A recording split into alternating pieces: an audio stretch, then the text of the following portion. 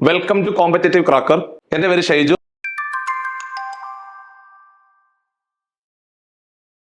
നമ്മൾ കഴിഞ്ഞ ക്ലാസ്സിലെ വരാൻ പോകുന്ന LPP പരീക്ഷയുടെ പ്രിപ്പറേഷനുമായിട്ട് ബന്ധപ്പെട്ടുകൊണ്ട് മാത്സ് എന്തൊക്കെ പഠിക്കണം എന്നുള്ള കാര്യം ഡീറ്റെയിൽഡ് ആയിട്ട് നമ്മളൊരു വീഡിയോ ചെയ്തു. ഏകദേശം 20 മിനിറ്റ് ഉണ്ട്. ഏതൊക്കെ പോർഷനാണ് ഡീറ്റെയിൽഡ് ആയിട്ട് പഠിക്കേണ്ടത്, SCRT പോർഷൻ എന്തൊക്കെയാണ് പഠിക്കേണ്ടത് എന്നുള്ള കാര്യങ്ങളൊക്കെ പറഞ്ഞ് അവസാനിപ്പിച്ചു. അതിനുശേഷം അതിൻ്റെ തുടക്കം എന്നോണം നമ്മൾ കഴിഞ്ഞ ക്ലാസ്സിലെ 20 ഗോൾഡൻ റൂൾസ് എന്ന് പറയുന്ന ഒരു മിഷൻ സ്റ്റാർട്ട് ചെയ്തു. അത് തുടർച്ചയായിട്ട് വരുന്ന ഒരു ക്ലാസ് ആണ്. സോ ഒരു ചുരുങ്ങിയ കാലയളവിനുള്ളിൽ 200ഓളം ചോദ്യങ്ങൾ എളുപ്പ വഴിയിൽ ചെയ്ത് പഠിക്കുക എന്നുള്ള മിഷന്റെ ഭാഗമായിട്ടാണ് നമ്മൾ ആദ്യത്തെ 20 ടിപ്പുകൾ നമ്മൾ എടുത്തത്. അതിലെ ആദ്യത്തെ 10 ചോദ്യങ്ങൾ ഗോൾഡൻ ടിപ്പുകളായിട്ട് പരിഗണിച്ചുകൊണ്ട് ആദ്യ വീഡിയോയിൽ നമ്മൾ പരിഗണിച്ചുകൊണ്ട് അത് വൃത്തിയായിട്ട് പഠിച്ചു. സോ അതിന്റെ ബാക്കിയായിട്ട് നമ്മൾ അടുത്ത പാർട്ടിലേക്ക് പോവാണ്. അതായത് നമ്മൾ കഴിഞ്ഞ ക്ലാസ്സിൽ സെലക്ട് ചെയ്ത 20 ഗോൾഡൻ മാത്സിന്റെ ടിപ്സിനകത്തെ രണ്ടാമത്തെ പാർട്ടിലേക്ക് പോകുന്നു. ആദ്യത്തെ 10 ടിപ്പുകളാണ് ക്ലാസ്സിൽ പരിചയപ്പെടുത്തിയത്. 11ാമത്തെ ടിപ്പ് എന്ന് പറഞ്ഞാൽ ഇതാണ്, നമ്മളെ സ്ഥിരമായിട്ട് കാണുന്ന ഒരു ചോദ്യം. സമാന്തര ശ്രേണികൾ, അരിത്തമെറ്റിക് പ്രോഗ്രഷൻ സമാന്തര ശ്രേണികളുമായിട്ട് ബന്ധപ്പെട്ടുകൊണ്ട് സ്ഥിരമായിട്ട് പരീക്ഷയ്ക്ക് ചോദിക്കുന്ന വളരെ പ്രധാനപ്പെട്ട ഒരു ചോദ്യമാണ് ഇതാ വരുന്ന ക്ലാസ്സില്.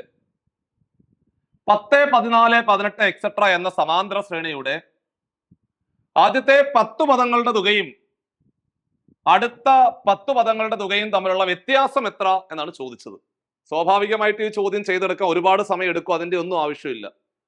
നിങ്ങൾ ഇത്തരത്തിലൊരു ചോദ്യം വന്നാൽ ആദ്യത്തെ ഇത്ര പദങ്ങളുടെ തുകയും അടുത്ത അത്ര തന്നെ പദങ്ങളുടെ തുകയും തമ്മിലുള്ള വ്യത്യാസം എത്ര എന്ന് ചോദിച്ചാൽ നിങ്ങൾ ആദ്യം ചെയ്യേണ്ടത് പൊതുവ്യത്യാസം അല്ലെങ്കിൽ കോമൺ ഡിഫറൻസ് കണ്ടുപിടിക്കണം. ഇവിടെ പൊതുവ്യത്യാസം അല്ലെങ്കിൽ കോമൺ ഡിഫറൻസ് എന്ന് പറഞ്ഞാല് അടുത്തടുത്ത രണ്ട് സംഖ്യകൾ തമ്മിലുള്ള വ്യത്യാസമാണ്. അത് 14 നിന്ന് 10 കുറച്ചാൽ കോമൺ ഡിഫറൻസ് എന്ന് പറഞ്ഞാൽ 4 ആണെന്ന് മനസ്സിലായി. പൊതുവ്യത്യാസം 4 ആണെന്ന് മനസ്സിലായി.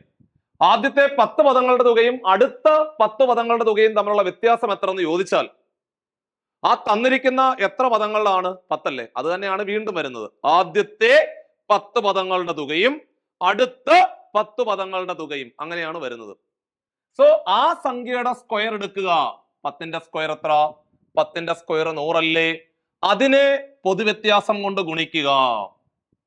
10ന്റെ സ്ക്വയർ 100, 100 × 4 400 എന്ന് വരും ആൻസർ. കണ്ടോ, വളരെ ഭംഗിയായിട്ട് പറഞ്ഞ് അവസാനിപ്പിക്കുവാൻ സാധിച്ചു. രണ്ടാമത്തെ ചോദ്യം, 7, 13, 19 എക്സെട്ര എന്ന സമാന്തര ശ്രേണിയുടെ ആദ്യത്തെ 8 പദങ്ങളുടെ തുകയും അടുത്ത 8 പദങ്ങളുടെ തുകയും തമ്മിലുള്ള വ്യത്യാസം എത്ര എന്ന് ചോദിച്ചാൽ ആദ്യം പൊതുവ്യത്യാസം കണ്ടുപിടിച്ചു. പൊതുവ്യത്യാസം അല്ലെങ്കിൽ കോമൺ ഡിഫറൻസ് എന്ന് പറഞ്ഞാൽ 13 ന് 7 കുറച്ചാൽ 6 ആണെന്ന് മനസ്സിലായി. സോ ആദ്യത്തെ 8 പദങ്ങളുടെ തുകയും അടുത്ത 8 പദങ്ങളുടെ തുകയും എത്ര പദങ്ങളാ? 8. 8ന്റെ സ്ക്വയർ എടുക്കണം. 8ന്റെ സ്ക്വയർ എടുത്താൽ എത്ര? 8ന്റെ സ്ക്വയർ 64. അതിനെ പൊതുവ്യത്യാസം കൊണ്ട് ഗുണിക്കണം. 64നെ 6 കൊണ്ട് ഗുണിക്കണം. 6 4 24, ശിഷ്ടം 2, 6 6 36, 36 2 38, ഉത്തരം 384. അതായത് ഇത്തരം ചോദ്യങ്ങൾ പരീക്ഷയ്ക്ക് ചോദിച്ചാല് പൊതുവ്യത്യാസം കണ്ടുപിടിച്ചിട്ട് ആദ്യത്തെ ഇത്ര പദങ്ങളുടെ തുക എന്ന് പറയുന്നില്ലേ, ആ നമ്പറിന്റെ സ്ക്വയർ എടുക്കുക, അതിനെ പൊതുവ്യത്യാസം കൊണ്ട് ഗുണിക്കുക. ഈ നമ്പറിന്റെ സ്ക്വയർ എടുക്കുക, പൊതുവ്യത്യാസം കൊണ്ട് ഗുണിക്കുക. ഈ നമ്പറിന്റെ സ്ക്വയർ എടുക്കുക, പൊതുവ്യത്യാസം കൊണ്ട് ഗുണിക്കുക എന്ന് ഓർത്തിരുന്നു കഴിഞ്ഞാല് ആ ഒരു ടിപ്പ് അവിടെ വളരെ ഭംഗിയായിട്ട് മനസ്സിലാക്കാൻ സാധിക്കും. 12ാമത്തെ ടിപ്പിലേക്ക് നമ്മൾ പതിയെ കടക്കുന്നു. 12ാമത്തെ ടിപ്പ് ഇതായിരുന്നു. ഒരു പരീക്ഷയിൽ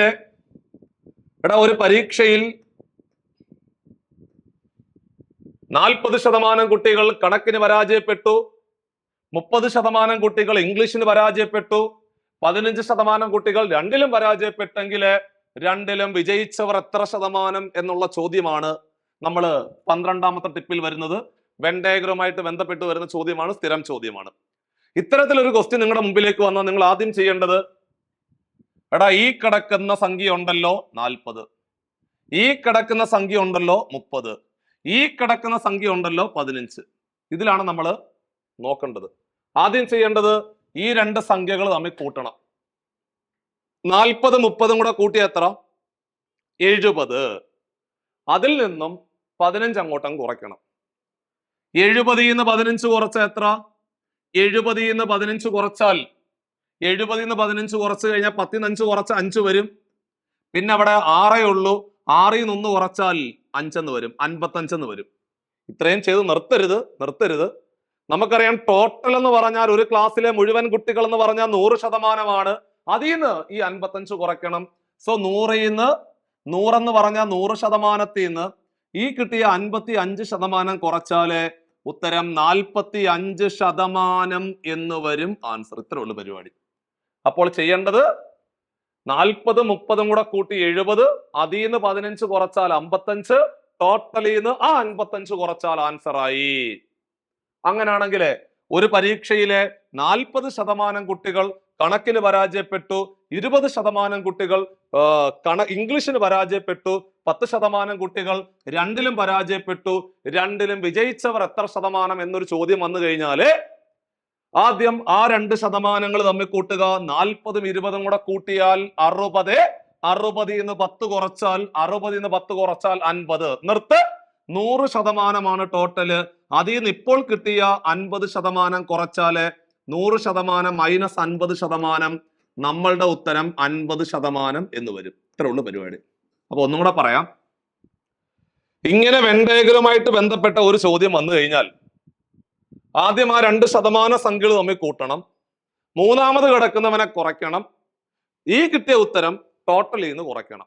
ഒന്നും കൂടെ 40 20 കൂടെ കൂട്ടിയാൽ 60, അതിൽ നിന്ന് 10 കുറച്ച് 60 നിന്ന് 10 കുറച്ച് 50, അത് ടോട്ടലായ 100%ത്തിൽ നിന്ന് കുറയ്ക്കണം. 100% മൈനസ് 50%, 100%ത്തിൽ നിന്ന് 50% കുറച്ചാൽ ഉത്തരം 50% എന്ന് വരും ആൻസർ. വളരെ വൃത്തിയായിട്ട് നമ്മൾ 12ാമത്തെ ടിപ്പ് കൂടി പഠിച്ചു. 13ാമത്തെ ടിപ്പ് ബോർഡിൽ വന്നിട്ടുണ്ട്, നോക്കിക്കേ. ഒരു SCRT ചോദ്യമാണ്. കഴിഞ്ഞതിന് മുമ്പത്തെ LPP പരീക്ഷയ്ക്ക് ചോദിച്ച, UPയുടെ പരീക്ഷയ്ക്ക് ചോദിച്ച ഒരു ചോദ്യമാണ്. സൂചക സംഖ്യകൾ എന്ന് പറയുന്ന 10ാം ക്ലാസ്സിലെ ചാപ്റ്ററുമായിട്ട് ബന്ധപ്പെട്ട ചോദ്യം. ഒരു സാമാന്തരികത്തിന്റെ 3 മൂലകളുടെ സൂചക സംഖ്യകൾ തന്നിട്ട് 4ാമത്തെ മൂലയുടെ സൂചക സംഖ്യ അല്ലെങ്കിൽ കോർഡിനേറ്റ് കണ്ടുപിടിക്കാനാണ് ചോദിച്ചത്. ഇത്തരം ചോദ്യങ്ങൾ പരീക്ഷയ്ക്ക് വന്നു കഴിഞ്ഞ് നിങ്ങൾ ചെയ്യേണ്ട പരിപാടിയാണ്. ഇത്രയേ ഉള്ളൂ. എടാ, ഇവിടുത്തെ സൂചക സംഖ്യ എത്ര? X സൂചക സംഖ്യ 1, Y സൂചക സംഖ്യ 2, ഇവിടുത്തത് 4 6, ഇവിടുത്തത് അറിയില്ല, ഇവിടുത്തത് 3 5 ആണ്. ഇവിടുത്തെ X നമ്പർ 1 ആണ്. 1 4 ആകണമെങ്കിൽ എന്ത് ചെയ്യണം? എടാ, 1 4 ആകണമെങ്കിൽ 3 കൂട്ടിയാൽ പോരെ. അങ്ങനെയാണെങ്കിൽ ഇവിടെ അതുപോലെ തന്നെ 3ന്റെ കൂടെ 4 കൂട്ടിയാൽ 7 അല്ലേ ആണ്. ഇവിടുത്തെ Y നമ്പർ 2, അവിടുത്തെ Y നമ്പർ 6 അല്ലേ. 2 6 ആകണമെങ്കിൽ എന്ത് ചെയ്യണം? 2 6 ആകണമെങ്കിൽ 4 കൂട്ടണം. അതേപോലെ 5ന്റെ കൂടെ 4 കൂട്ടിയാൽ ഉത്തരം 9, 7 9 ആയിരുന്നു ആൻസർ. കണ്ടോ, പരിപാടി കഴിഞ്ഞുണ്ടോ? സോ ഇങ്ങനെയാണ് സൂചക സംഖ്യകൾ എന്ന് പറയുന്ന ചാപ്റ്ററിലെ ചോദ്യങ്ങൾ ചെയ്തെടുക്കേണ്ടത് എന്നുകൂടി ഓർമ്മപ്പെടുത്തുവാണ്. സോ വളരെ വൃത്തിയായിട്ട് ആ ചോദ്യം കൂടി പറഞ്ഞ് നമ്മൾ അവിടെ അവസാനിപ്പിച്ചിരിക്കുകയാണ്. ഇതേ മോഡലിലെ, അതായത് 13ാമത്തെ ടിപ്പിനകത്തെ മറ്റൊരു ചോദ്യം കൂടെ ക്ലാസ്സിൽ പരിചയപ്പെടുത്താൻ ഞാൻ ശ്രമിക്കുന്നു. ക്വസ്റ്റ്യൻ നോക്കിക്കേ. വീണ്ടും സെയിം ക്വസ്റ്റ്യൻ തന്നെയാണ്. അതായത് വീണ്ടും നിങ്ങളുടെ മുമ്പില് ഒരു സാമാന്തരികം തന്നിട്ടുണ്ട്. ആ സാമാന്തരികത്തിന്റെ 3 മൂലകളുടെ സൂചക സംഖ്യകളും തന്നിട്ടുണ്ട്. 4ാമത്തെ മൂലയുടെ സൂചക സംഖ്യ നിങ്ങൾ കണ്ടുപിടിക്കണം. അതാണ് ചോദ്യം. അപ്പൊ ഇവിടെ നോക്കിക്കടാ, ഇവിടുത്തെ X നമ്പർ 3 ആണ്, അവിടുത്തെ X നമ്പർ 6 ആണ്. 3 6 ആകണമെങ്കിൽ 3 കൂട്ടണം. അപ്പൊ ഇവിടെ അതുപോലെ തന്നെ 6ന്റെ കൂടെ 3 കൂട്ടിയാൽ 9 എന്ന് വരും. ഇവിടെ Y നമ്പർ 3, ഇവിടുത്തെ Y നമ്പർ 2 ആണ്. 3 2 ആകണമെങ്കിൽ 1 കുറച്ചാൽ മതി. അപ്പൊ അതേപോലെ തന്നെ ഇവിടെ 6 ൽ നിന്ന് 1 കുറച്ചാൽ എത്ര? 6 ൽ നിന്ന് 1 കുറച്ചാൽ 5. ഉത്തരം 9 5 എന്ന് വരും ആൻസർ. ഇത്രേ ഉള്ളൂ പരിപാടി. ഒന്നും കൂടെ, 3 6 ആകണമെങ്കിൽ 3 കൂട്ടണം. അതേപോലെ 6ന്റെ കൂടെ 3 കൂട്ടിയ 9. ഇവിടുത്തെ Y നമ്പർ 3, അവിടുത്തെ Y നമ്പർ 2. 3 2 ആകണമെങ്കിൽ 1 കുറയ്ക്കണം. ഇവിടുത്തെ Y നമ്പർ 6, അപ്പൊ 6ൽ നിന്ന് 1 കുറച്ച എത്ര? 5 എന്ന് വരും. അപ്പൊ ഇവിടെ നമ്മൾ പഠിച്ചത് എന്താണ്? അതായത് ഒരു സാമാന്തരികത്തിന്റെ 3 മൂലകൾ തന്നിട്ട്, അല്ലെങ്കിൽ 3 മൂലകളുടെ സൂചക സംഖ്യകൾ തന്നിട്ട് 4ാമത്തെ മൂലയുടെ സൂചക സംഖ്യ ഏത് എന്ന് ചോദിച്ചാൽ നിങ്ങൾ ഈ ഒരു ഐഡിയ പ്രയോഗിക്കണം. 14ാമത്തെ ടിപ്പിലേക്ക് നമ്മൾ എത്തിക്കഴിഞ്ഞിരിക്കുന്നു. സോ 14ാമത്തെ ടിപ്പ് ദാ പിടിച്ചോ. ചോദ്യം ദാ വന്നിട്ടുണ്ട് ബോർഡിലെ. ഒരു സമാന്തര ശ്രേണിയുടെ ബീജഗണിത രൂപം 5n+2 ആയാൽ ആദ്യ പദവും പൊതുവ്യത്യാസവും കണ്ടുപിടിക്കാൻ ചോദിച്ചാൽ ബീജഗണിത രൂപം 5n+2 ആണ്. ആദ്യ പദം കണ്ടുപിടിക്കാൻ പറഞ്ഞാൽ, എടാ മക്കളെ, ആദ്യ പദം കണ്ടുപിടിക്കാൻ പറഞ്ഞാല് ഒരു സമാന്തര ശ്രേണിയുടെ ബീജഗണിത രൂപം തന്നിട്ട് ആദ്യ പദം കണ്ടുപിടിക്കാൻ പറഞ്ഞു കഴിഞ്ഞാല് എന്ന് വെട്ടിക്കളയുക, എന്ന് വെട്ടിക്കളയുക, എന്ന് വെട്ടിയാൽ 5 + 2 7 എന്ന് വരും. ഇതാണ് ആദ്യ പദം. പൊതുവ്യത്യാസം കണ്ടുപിടിക്കാൻ ചോദിച്ചാൽ എന്നിന്റെ കൂടെ നിൽക്കുന്ന സംഖ്യ ഏതാണോ അതാണ് ആൻസർ. എന്നിന്റെ കൂടെ നിൽക്കുന്നത് 5, ഉത്തരം 5. കണ്ടോ, എന്ത് സിമ്പിൾ ആയിട്ടാണ് പരിപാടി പറഞ്ഞ് അവസാനിപ്പിച്ചത്. സോ അങ്ങനെയാണെങ്കിൽ ഒരു ചോദ്യം കൂടെ ദാ പിടിച്ചു. ഒരു സമാന്തര ശ്രേണിയുടെ ബീജഗണിത രൂപം എന്താണ്? 3n+7 ആണെങ്കിൽ ആദ്യ പദവും പൊതുവ്യത്യാസവും കണ്ടുപിടിക്കാൻ പറഞ്ഞു കഴിഞ്ഞാല് ആദ്യ പദം എന്ന് പറഞ്ഞാല് എന്ന് വെട്ടിക്കളയുക, എന്ന് വെട്ടിക്കളഞ്ഞു കഴിഞ്ഞാല് 3 + 7 10 ആണെന്ന് മനസ്സിലായില്ലേ? അതേപോലെ പൊതുവ്യത്യാസം കണ്ടുപിടിക്കാൻ പറഞ്ഞാല് എന്നിന്റെ കൂടെ നിൽക്കുന്ന സംഖ്യ ഏതാണോ അതായിരിക്കും ആൻസർ. എന്നിന്റെ കൂടെ നിൽക്കുന്നത് 3, ഉത്തരം പൊതുവ്യത്യാസം 3 ആണെന്ന് മനസ്സിലായി. അങ്ങനെ വളരെ പ്രധാനപ്പെട്ട നമ്മുടെ 14ാമത്തെ ടിപ്പ് നമ്മൾ ക്ലാസ്സിൽ പറഞ്ഞ് അവസാനിപ്പിച്ചിരിക്കുകയാണ്. ഇനി 15ാമത്തെ ടിപ്പ് ഇതാ വന്നിട്ടുണ്ട്. ഇതും ഒരു SCRT പോയിന്റ് തന്നെയാണ്. ഒരു ചരിഞ്ഞ വര തന്നിട്ട് അതിന്റെ ചരിവ് കണ്ടുപിടിക്കാൻ ചോദിച്ചാല് നമ്മൾ ചെറിയ ക്ലാസ് മുതലേ പഠിച്ചിട്ടുണ്ട്. 2 ബിന്ദുക്കൾ ചേർന്ന് വരയ്ക്കുന്ന വരയാണല്ലോ ചരിഞ്ഞ വര അല്ലെങ്കിൽ വര. അതിലെ ഇവിടെ ഉണ്ടല്ലോ ഈ ഒരു ഭാഗത്തിന് നമ്മൾ x1 y1 എന്നല്ലേ പറയുന്നത് അല്ലേ?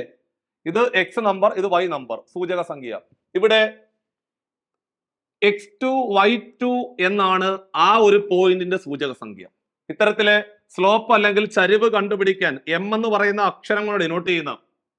സോ ചരിവ് കണ്ടുപിടിക്കാൻ ചോദിച്ചാല് എടാ എഴുതിയെടുത്തു y2 - y1 divided by x2 - x1. y2 - y1 divided by x2 - x1. y2 - y1 divided by x2 - x1. y2 ഏതാ? y2 എന്ന് പറഞ്ഞാൽ 9, y1 എത്ര? 3. എടാ 9 ന്ന് 3 കുറച്ചാൽ എത്ര? 9 ന്ന് 3 കുറച്ചാൽ 6 അല്ലേ? ഡിവൈഡഡ് ബൈ x2 ന്റെ വില 5 ആണ്, x1 2 ആണ്. 5 ന്ന് 2 കുറച്ചാല് 5 ന്ന് 2 കുറച്ചാൽ 3. വെട്ടിച്ചെറുതാക്കുവാണെങ്കിൽ 2 3 6, 1 3 3. 2/1 എന്ന് പറഞ്ഞ ഉത്തരം എത്ര? 2. അപ്പൊ സ്ലോപ്പ് കണ്ടുപിടിക്കാൻ ചോദിച്ചാല് 2 ബിന്ദുക്കൾ ചേർന്ന് വരയ്ക്കുന്ന വരയുടെ സ്ലോപ്പ് കണ്ടുപിടിക്കാൻ പറഞ്ഞാൽ y2 - y1 divided by x2 - x1 SCRT point ആണ്. ഒരിക്കലും മറന്നു പോകാൻ പാടില്ല. അപ്പൊ നിങ്ങളുടെ മുമ്പിലെ മറ്റൊരു ക്വസ്റ്റ്യൻ വരുന്നു. ദാ പിടിച്ചു, അടുത്ത ക്വസ്റ്റ്യൻ ഇതാണ്. Same question. ഈ ചരിഞ്ഞ വരയുടെ ചരിവ് കണ്ടുപിടിക്കാൻ ചോദിച്ചാൽ y2 10 അല്ലേ, y1 7 അല്ലേ? 10 ന്ന് 7 കുറച്ച എത്ര? എടാ മക്കളെ 10 ന്ന് 7 കുറച്ച 3 അല്ലേ? Divided by x2 number 6, x1 3. 6 ന്ന് 3 കുറച്ചാൽ 3, 3 നെ 3 കൊണ്ട് ഹരിച്ചാല് ഉത്തരം 1 ആണെന്ന് മനസ്സിലായി. അങ്ങനെ നമ്മൾ വളരെ ഭംഗിയായിട്ട് 15 ടിപ്പുകൾ പഠിച്ച് അവസാനിപ്പിച്ചിരിക്കുകയാണ്. അപ്പൊ നമ്മള് 16ാമത്തെ ടിപ്പിലേക്ക് കടക്കുവാണ്. സോ 16ാമത്തെ ടിപ്പ് എന്ന് പറഞ്ഞാല് ഒരു ചരിഞ്ഞ വരയുടെ സ്ലോപ്പ് ചോദ്യകർത്താവ് തന്നിട്ടുണ്ട്. ആ ചരിഞ്ഞ വരയുടെ സ്ലോപ്പ് അല്ലെങ്കിൽ ചരിവ് ചോദ്യകർത്താവ് തന്നതിന് ശേഷം നമ്മളോട് അയാൾ ചോദിക്കുന്നു, എടാ ഈ വരയുടെ സമാന്തരമായിട്ട്, ഈ വരയുടെ സമാന്തരം എന്ന് പറഞ്ഞാൽ ഇങ്ങനെ കണ്ടോ, കൂട്ടിമുട്ടാത്ത രീതിയിൽ വരയ്ക്കുന്ന വര. അങ്ങനെ സമാന്തരമായിട്ട് വരയ്ക്കുന്ന ആ വരയുടെ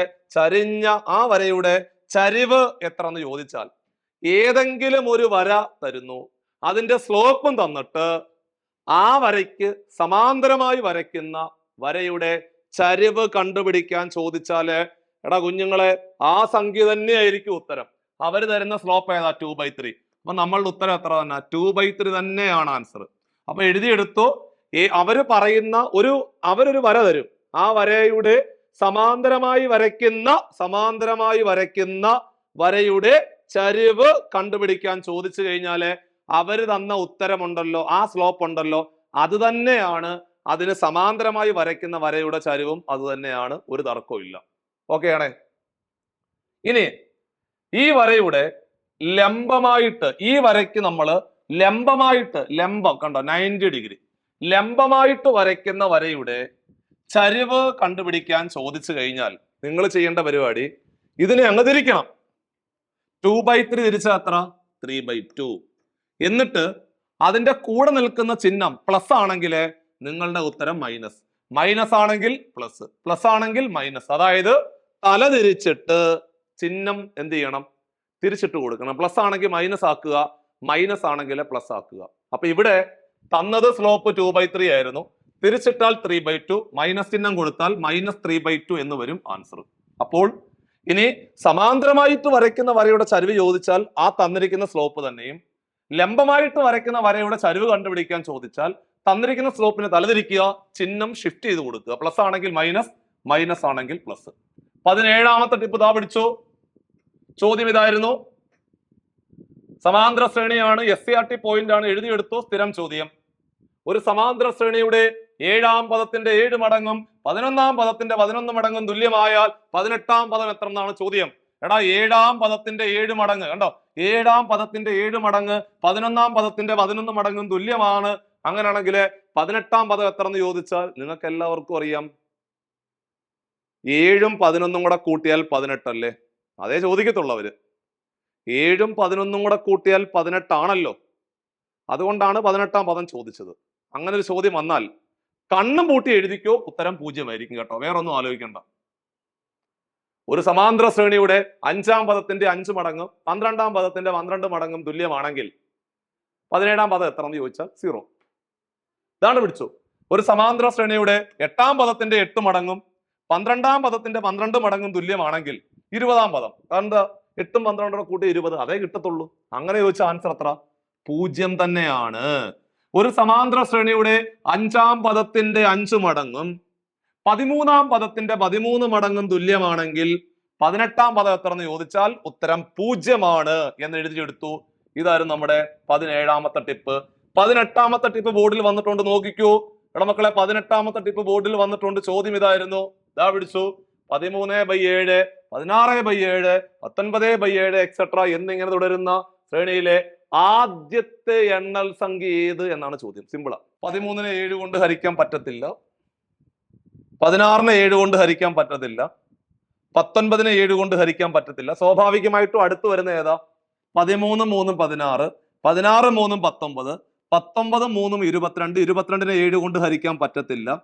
22ന്റെ കൂടെ മുകളിൽ വരുന്നതെല്ലാം 3 വീതം കൂട്ടി കൂട്ടി വിട്ടാൽ മതി. 22ന്റെ കൂടെ 3 കൂട്ടിയാൽ 25, 25നെ 7 കൊണ്ട് ഹരിക്കാൻ പറ്റത്തില്ല. 25ന്റെ കൂടെ 3 കൂട്ടിയാൽ 28 ആണ്. 28നെ 7 കൊണ്ട് ഹരിക്കാൻ സാധിക്കുമല്ലോ. സോ അങ്ങനെയാണെങ്കിൽ 28നെ 7 കൊണ്ട് ഹരിച്ചാല് 4 അല്ലേ ആൻസർ? അങ്ങനെയാണെങ്കിൽ നമ്മളുടെ ചോദ്യത്തിന് ഉത്തരം റെഡി ആയിരിക്കുവാണ്.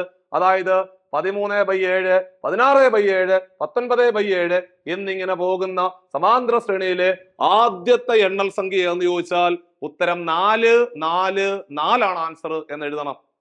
സോ അങ്ങനെയാണെങ്കിൽ എടാ 8/5, 11/5, 14/5 എക്സെട്ര എന്നിങ്ങനെ തുടരുന്ന ശ്രേണിയിലെ ആദ്യത്തെ എണ്ണൽ സംഖ്യ എന്ന് ചോദിച്ചാല് നമുക്കറിയാം 8 3 11, 11 3 14, 14 3 17 പറ്റൂല, 17 3 20, 20നെ 5 കൊണ്ട് ഹരിക്കാൻ പറ്റും. ഉത്തരം 4 അല്ലേ? കണ്ടോ 4. അപ്പോൾ ഇവിടുത്തെ ഉത്തരവും എത്ര തന്നെ വന്നത്? 4 ആണ് വന്നത്. കണ്ടോ, മുകളിൽ വരുന്ന സംഖ്യ എല്ലാം 3 വീതം കൂടി കൂടി പോവുക, താഴെ കറക്റ്റ് 5 തന്നെയാണ്. അപ്പൊ ഈ ചോദ്യത്തിന് ഉത്തരം എന്താണ്? ഉത്തരം 4 എന്ന് എഴുതണം. 4 ആണ് ആൻസർ. അപ്പൊ ദാ പിടിച്ചോ 19ാമത്തെ ടിപ്പ്. 2000 ജനുവരി 1 ശനിയാഴ്ചയാണെങ്കിൽ 2006 ജനുവരി 1 ഏത് ദിവസമാണെന്നാണ് ചോദ്യം. 2000 ജനുവരി 1 കണ്ടോ, 2000 ജനുവരി 1 ശനിയാഴ്ചയാണെങ്കിൽ 2006 ജനുവരി 1 ഏത് ദിവസമാണെന്ന് ചോദിച്ചാൽ നിങ്ങൾ ചെയ്യേണ്ടത് 2000 to 2006 എത്ര വർഷമുണ്ട്? 2000-ൽ തുടങ്ങി 2006 വരെ എത്ര വർഷം ഉണ്ടടാ? 6 വർഷമല്ലേ? 6 എന്ന് അങ്ങോട്ട് എഴുതണം അല്ലേ? എത്ര വർഷം ഉണ്ടെന്ന് എഴുതുക. 2000-ൽ തുടങ്ങി 2006 വരെ കൃത്യം 6 വർഷമാണുള്ളത് അല്ലേ? 2000, 2001, 2002, 2003, 2004, 2005, 2006 വർഷം. 2000-ൽ തുടങ്ങി 2006 വരെ. നിങ്ങൾ വേറെ ഒന്നും ആലോചിക്കണ്ട, 2006 നിന്ന് 2000 കുറച്ചാൽ മതി, 6 വരും. എന്നിട്ട് അതിനിടയിൽ എത്ര ലീപ്പ് ഇയർ ഉണ്ടോ നോക്കണം. 2000-നും 2006-നും ഇടയിൽ ഒരൊറ്റ ഒരു ലീപ്പ് ഇയർ അല്ലേ ഉള്ളൂ, 2004. ഇതിനോട് അങ്ങോട്ട് കൂട്ടണം. കൂട്ടി എത്ര? 6 1 7. അതിനെ 7 കൊണ്ട് ഹരിക്കണം. ആ കിട്ടുന്ന ഉത്തരത്തിനെ 7 കൊണ്ട് ഹരിക്കണം. 7നെ 7 കൊണ്ട് ഹരിച്ചാൽ എത്ര? 0. അത് തന്നിരിക്കുന്ന ദിവസത്തിന്റെ കൂടെ കൂട്ടണം. ശനിയുടെ കൂടെ 0 കൂട്ടി എത്ര? ശനിയുടെ കൂടെ 0 കൂട്ടിയാൽ ഉത്തരം ശനിയാഴ്ച തന്നെയാണ് അവിടുത്തെ ശരിയായിട്ടുള്ള ഉത്തരം. അതായത് തന്നിരിക്കുന്ന വർഷങ്ങൾ തമ്മിൽ കുറയ്ക്കുക, ലീപ്പ് ഇയർ ഉണ്ടെങ്കിൽ അത് കൂട്ടുക, ആ കിട്ടുന്ന സംഖ്യ 7 കൊണ്ട് ഹരിക്കുക, എത്രയാണോ ശിഷ്ടം വരുന്നത് അത് തന്നിരിക്കുന്ന ദിവസത്തിന്റെ കൂടെ കൂട്ടണം. അത്രയും ചെയ്താൽ മതി, പരിപാടി കഴിഞ്ഞു. 2000 ഫെബ്രുവരി 15 ശനിയാണെങ്കിൽ 2009 ഫെബ്രുവരി 15. 2009 നിന്ന് 2000 കുറച്ചാൽ എത്ര? 9. ഇനി എത്ര ലീപ്പ് ഇയർ ഉണ്ട്? 2004 2008 2 ലീപ്പ് ഇയർ. 9ഉം 2ഉം കൂടെ കൂട്ടിയാൽ 11. ഈ കിട്ടിയ ഉത്തരത്തിനെ 7 കൊണ്ട് ഹരിക്കണം. 11നെ 7 കൊണ്ട് ഹരിച്ചാൽ ശിഷ്ടം 4. അത് ആ ശിഷ്ടം 4 അത് തന്നിരിക്കുന്ന ദിവസത്തിന്റെ കൂടെ കൂട്ടണം. ശനിയുടെ കൂടെ 4 കൂട്ടണം. ശനിയുടെ കൂടെ 4 കൂട്ടുക എന്ന് പറഞ്ഞാൽ എന്റെ കയ്യിലോട്ട് നോക്കിക്കോ. ഞായർ, തിങ്കൾ, ചൊവ്വ, ബുധൻ.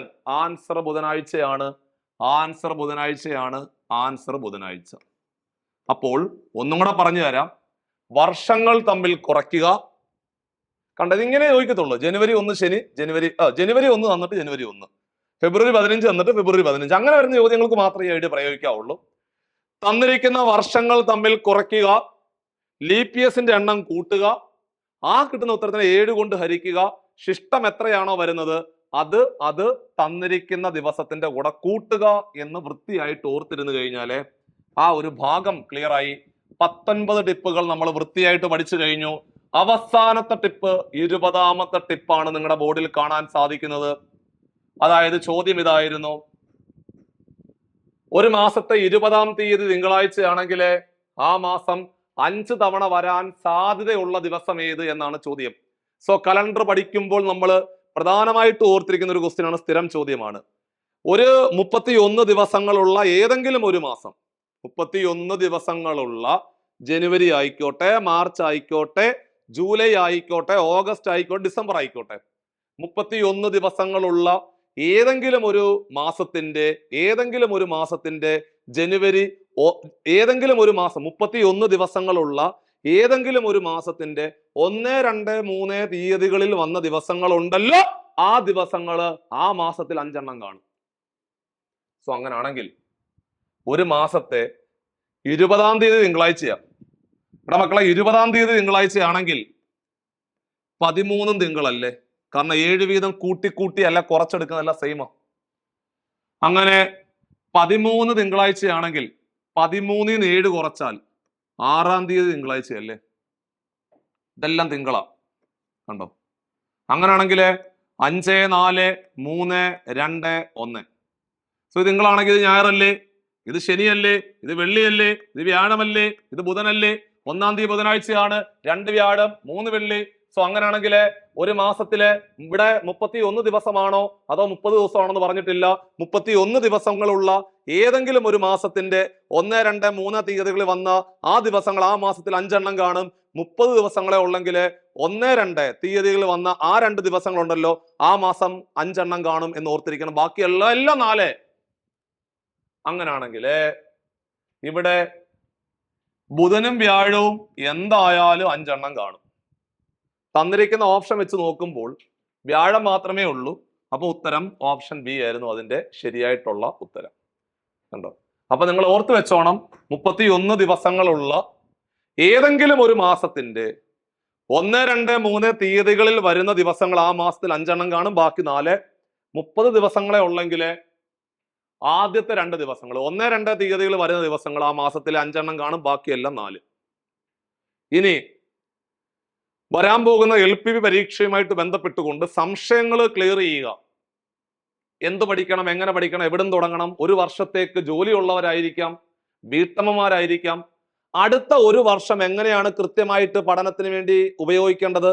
ഒരു പഠന സ്ട്രാറ്റജി ഡെവലപ്പ് ചെയ്യണം. നിങ്ങളുടെ മനസ്സിലുള്ള എല്ലാ സംശയങ്ങളും ക്ലിയർ ചെയ്യണം. അതിനുവേണ്ടി മാർച്ച് 22 വൈകുന്നേരം 7 മണിക്ക് ശ്രീകല മിസ്സിന്റെ ഒരു ഫ്രീ വെബിനാർ ക്ലാസ് ഉണ്ട്. നിങ്ങൾക്ക് ഒരുപാട് ഉപകാരപ്പെടും. അതിന്റെ ലിങ്ക് നമ്മൾ ഡിസ്ക്രിപ്ഷൻ ബോക്സിൽ കൊടുക്കുവാണ്. സോ നിങ്ങൾ എങ്ങനെയാണ് അടുത്ത ഒരു വർഷം കൃത്യമായിട്ട് പഠനത്തിന് വേണ്ടി പ്രയോജനപ്പെടുത്തേണ്ടത് എന്നുൾപ്പെടെയുള്ള കാര്യങ്ങൾ, നിങ്ങളുടെ സംശയങ്ങളെല്ലാം ഈ ഒരു ലൈവോടുകൂടി അവസാനിക്കുന്നതാണ്. ആ ഒരു സാധ്യത കൂടി പരമാവധി പ്രയോജനപ്പെടുത്തണം എന്ന് റിക്വസ്റ്റ് ചെയ്യുന്നു. മറ്റൊരു പ്രധാനപ്പെട്ട കാര്യം എന്ന് പറഞ്ഞു കഴിഞ്ഞാൽ, നിങ്ങൾ പഠനവുമായിട്ട് ബന്ധപ്പെട്ടുകൊണ്ട് മുമ്പോട്ട് പോകാൻ തീരുമാനിച്ചു, അടുത്ത ഒരു വർഷം നിങ്ങൾ ആത്മാർത്ഥമായിട്ട് സ്മാർട്ടായിട്ട് വർക്ക് ചെയ്യാൻ തീരുമാനിച്ചിട്ടുണ്ടെങ്കിൽ നിങ്ങളുടെ ദിവസങ്ങൾ കൃത്യമായിട്ട് പ്ലാൻ ചെയ്തുകൊണ്ട് കൃത്യമായിട്ട് പഠനം വളരെ പ്രൊഡക്റ്റീവായിട്ടുള്ള ഔട്ട്പുട്ട് ഉണ്ടാക്കി എടുക്കുവാൻ വേണ്ടിയിട്ട് നമ്മൾ കോമ്പറ്റേറ്റീവ് ക്രാക്കറിലെ പുതിയ ബാച്ചുകൾ LPUP മിഷൻ 2027 നടക്കാൻ പോകുന്ന പരീക്ഷയുടെ ആ ഒരു ഇതുമായിട്ട് ബന്ധപ്പെട്ടുകൊണ്ട് നമ്മൾ ഒരു പുതിയ ബാച്ച് സ്റ്റാർട്ട് ചെയ്തിട്ടുണ്ട്. സോ എല്ലാവർക്കും ഉപകാരപ്പെടുന്ന രീതിയിൽ തുടക്കം മുതൽ അവസാനം വരെയും വളരെ ഭംഗിയായിട്ട് അടുത്ത ഒരു വർഷം കൊണ്ട് നമുക്ക് പഠിച്ച് നോട്ടിഫിക്കേഷൻ വരുമ്പോഴത്തേക്ക് നമുക്ക് റിവിഷൻ ലെവലിലേക്ക് എത്തുന്ന രീതിയിൽ അടിപൊളി ബാച്ചുകൾ സ്റ്റാർട്ട് ചെയ്തിട്ടുണ്ട്. സോ പരമാവധി പ്രയോജനപ്പെടുത്തിക്കൊണ്ട് നിങ്ങൾക്ക് റിസോഴ്സുകൾ തേടി അലയാതെ ഒരു ദിവസം കൃത്യമായിട്ട് അത് പ്രൊഡക്റ്റീവ് ഔട്ട്പുട്ട് ആക്കി എടുക്കുവാൻ ഈ ബാച്ചുകളിൽ നിങ്ങൾക്ക് സാധ്യമാകുന്നുണ്ട്. സോ അതുകൊണ്ട് ഈ ഒരു ബാച്ചുകളുടെ പ്രത്യേകത ലൈവ് ക്ലാസ്സുകൾ ഉണ്ടാവും, മോട്ടിവേഷൻ ക്ലാസ്സുകൾ ഉണ്ടാവും, അതേപോലെ നമ്മുടെ റെക്കോർഡ് ക്ലാസ്സുകൾ ഉണ്ടാവും. ഓരോ ദിവസങ്ങളും മോഡൽ എക്സാമുകളും വീക്കെൻഡുകളിലെ അതേപോലെ നമ്മുടെ OMR എക്സാമുകൾ ഉൾപ്പെടെയുള്ള ഒരു കംപ്ലീറ്റ് ആയിട്ടുള്ള റിവിഷൻ പാക്കുകളൊക്കെ തന്നെയായിരിക്കും നിങ്ങൾക്ക് കിട്ടുന്നത്. പരമാവധി പ്രയോജനപ്പെടുത്തുവാൻ ബോർഡ് നമ്പറിൽ നിങ്ങൾക്ക് കോൺടാക്ട് ചെയ്യാം. സോ അപ്പൊ നമ്മുടെ ഇന്നത്തെ ക്ലാസ് ഇവിടെ അവസാനിപ്പിക്കുമ്പോൾ 2 ഭാഗങ്ങളിലായിട്ട് നമ്മൾ 20 ഗോൾഡൻ റൂളുകൾ മാത്സിനകത്ത് കവർ ചെയ്ത് കഴിഞ്ഞിരിക്കുന്നു. സോ അടുത്ത ഭാഗത്തിന് ആയിട്ട് നമ്മൾ വെയിറ്റ് ചെയ്യുക.